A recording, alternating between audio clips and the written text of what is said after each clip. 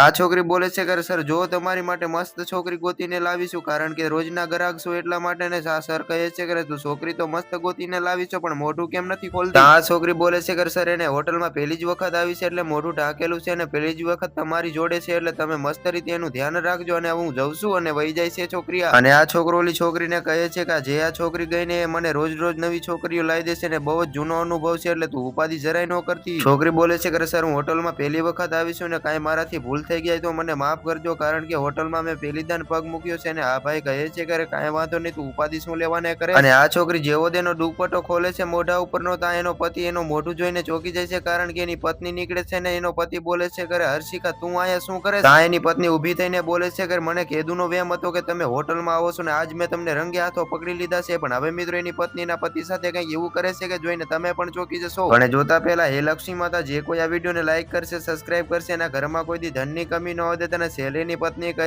છે કે તમે બે છોકરાના બાપ ઉઠીને આવી રીતે આવા ધંધા કરો છો તમને શરમ નથી આવતી કે શું? અને કહે છે કે હવે હું તમને છોડીને જઉં છું ને ડાયરેક્ટ કોર્ટમાં જ મળશું ડિવોર્સ દેવા છે મારે તમને ને વહી જાય છે.